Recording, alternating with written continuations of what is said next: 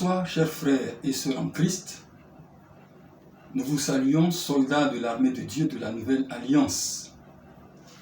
Par la grâce de Dieu, nous nous retrouvons encore ce soir dans le cadre de nos rencontres hebdomadaires, rencontres d'édification et de prière.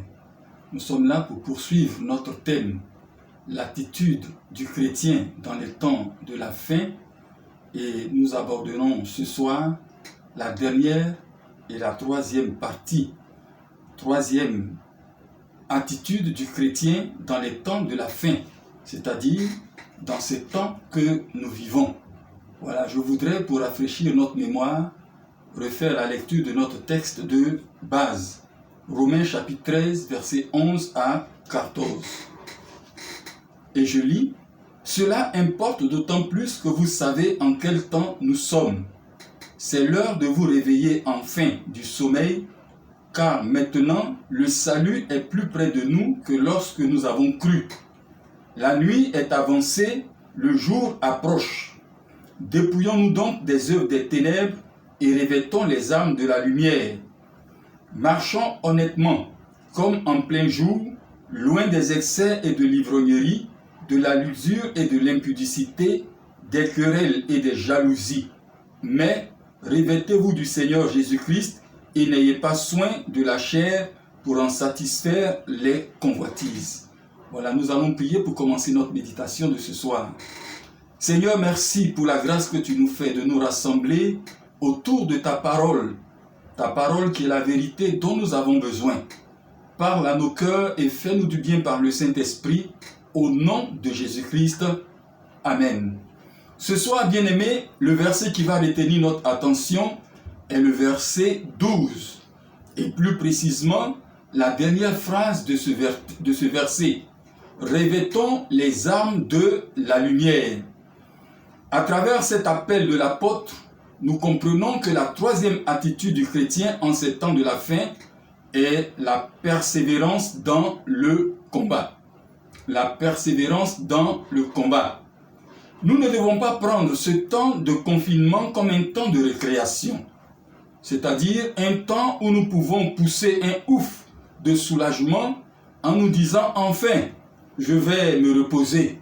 Nous ne devons pas prendre ce temps de confinement comme un temps où nous pouvons baisser la garde, un temps où nous pouvons nous relâcher. Bien au contraire, l'apôtre Paul, dans ce passage dont nous venons de faire la lecture, nous exhorte en ces temps qui sont les derniers à nous revêtir des armes de la lumière en vue du combat. Le bon combat de la foi, qui est pour nous les chrétiens un combat au quotidien.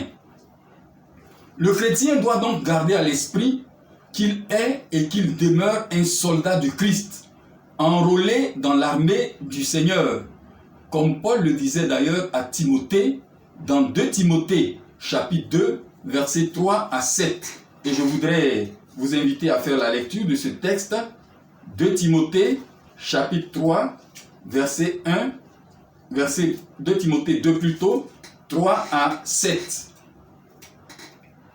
Il est dit,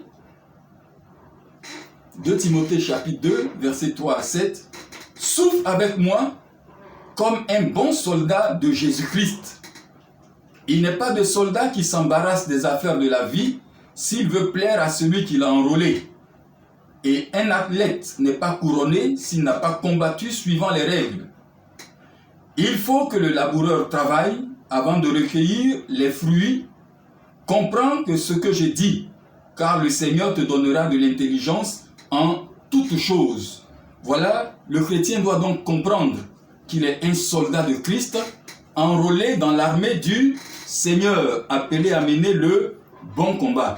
Et un soldat cherche toujours et en tout temps à plaire à son chef, en menant une vie de soumission et d'obéissance à l'égard de son chef.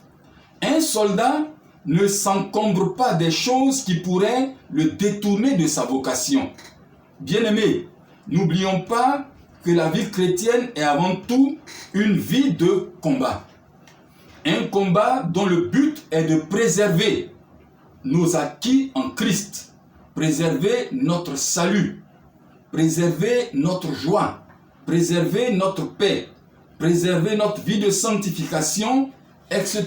Tout ce que le Seigneur nous a acquis par son œuvre, sa grande victoire remportée à la croix et que le diable veut nous voler, nous devons mener le combat pour préserver ces acquis-là.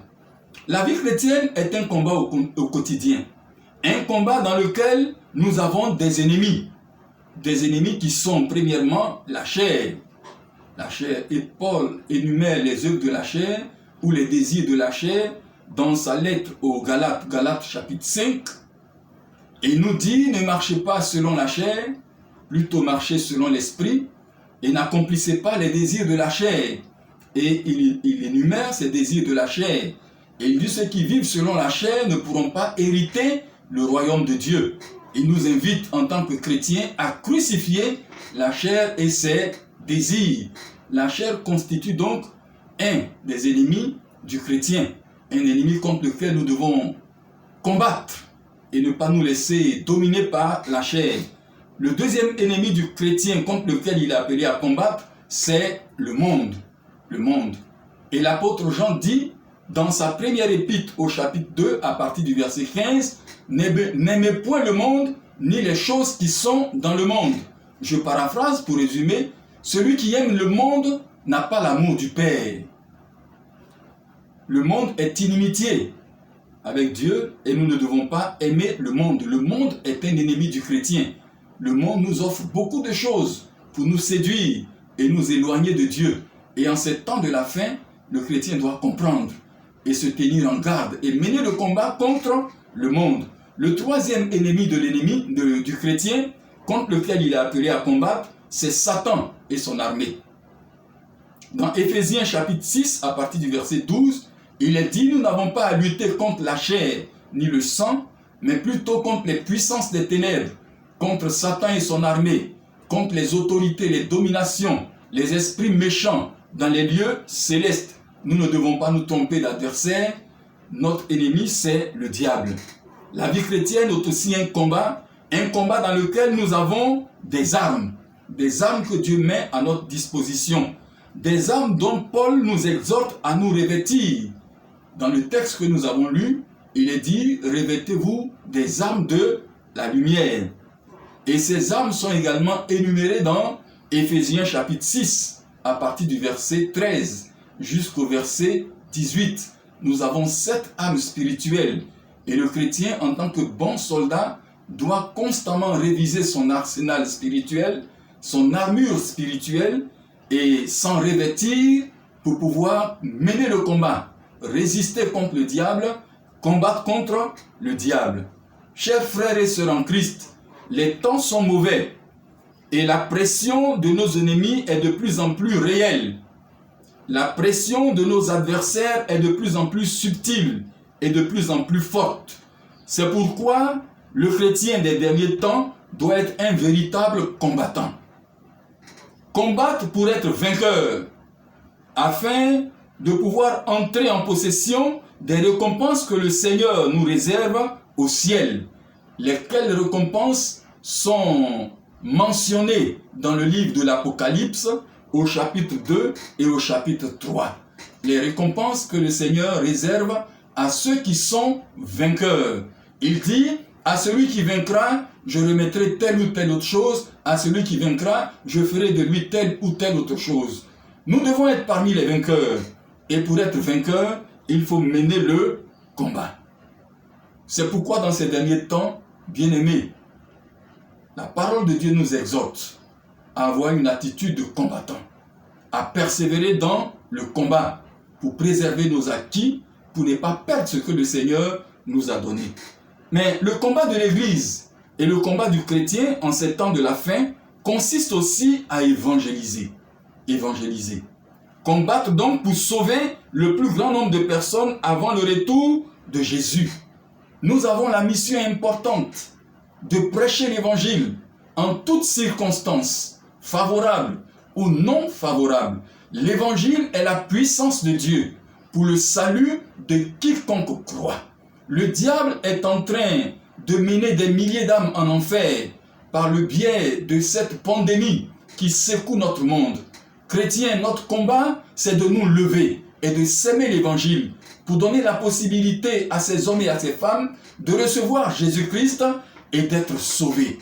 Nous ne devons pas baisser les mains dans ce combat, le combat de l'évangélisation.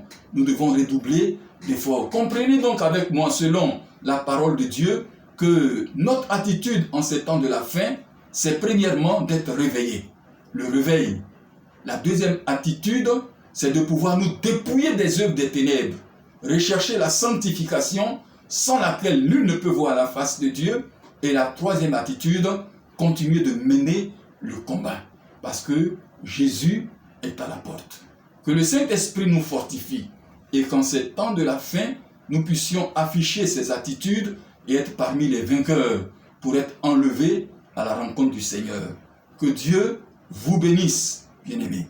Sur ce, je vous invite à prier avec moi et demander la grâce de notre Dieu.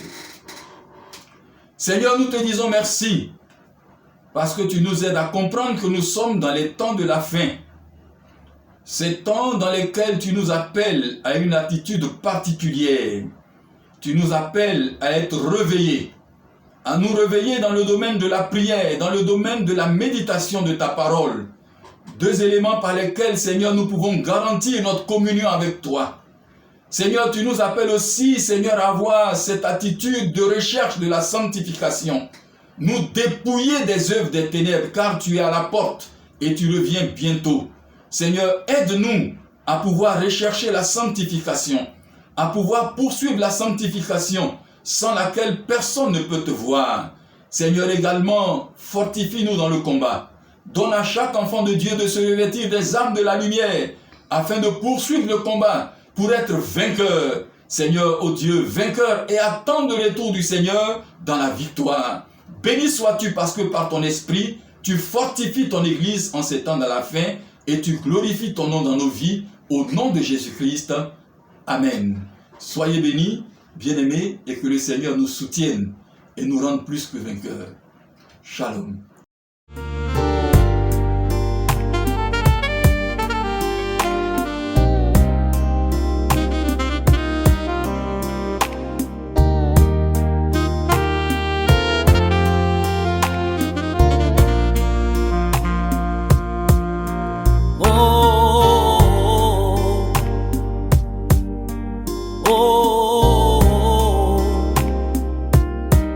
Les mots ne suffisent plus. Je veux te louer, je veux t'adorer, je veux te chanter, je veux t'élever, je veux t'exalter. Aide-moi à le célébrer. Accompagne-moi son autel pour le remercier.